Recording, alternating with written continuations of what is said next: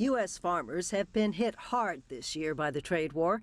Tariffs have meant key importers, including China, have sought to diversify their supply.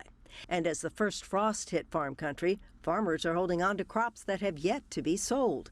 They need cash and credit to prepare for the next harvest. We're going to use that money to provide $12 billion in economic assistance to American farmers. $12 billion is a lot of money. This relief will provide much needed certainty to farmers as they get this year's harvest to market and look ahead to next year's crops, and it'll help them continue their efforts to lower food prices. Farmers and trade groups at the White House announcement were thankful, but say they want more customers, not more bailouts. This announcement echoes a previous bailout during the first Trump administration. That totaled $22 billion. The latest bailout, however, won't be paid until February of 2026. I think, Mr. Trump, I think you brought Christmas to farmers. With this bridge payment, we'll be able to farm another year, help us get by. While the Trump administration may point the finger at other nations, many American farmers say U.S. policy has led to the problem. Sales of soybeans and other crops have increased sharply for producers in Brazil, Argentina, and elsewhere. While many farming communities continue to support President Trump, they say they're feeling the pain of his policies, and they fear that even if trade deals are done soon, U.S. farmers may lose market share forever. Diane Hodges, CGTN, Washington.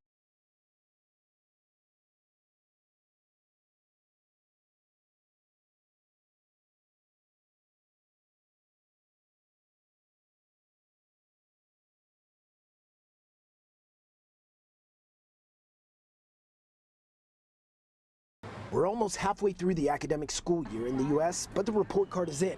And based on the numbers, there are fewer international students at American colleges and universities than the same time last year. Hello, and thank you for joining the Open Doors 2025 annual data release. Every year, the Institute of International Education releases the Open Doors report, tracking mobility of international students studying in the U.S. and American students studying abroad.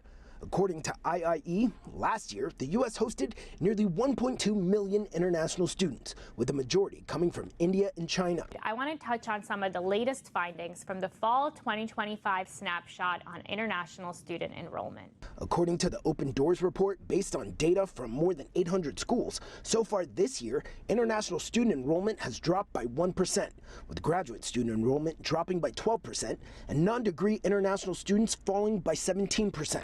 However, the outlook was mixed. In other segments, the data also shows growth.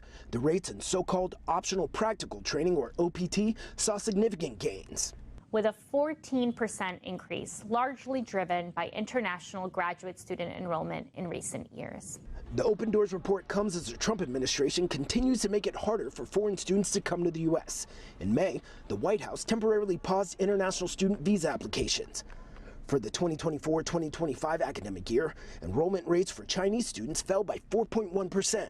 And is similar to the numbers of new enrollments we saw before the COVID-19 pandemic. Researchers say the trends could have a big impact on the economy. According to the National Association of International Educators, or NAFSA, last year, international students contributed $42.9 billion to the U.S. economy and supported 355,000 jobs.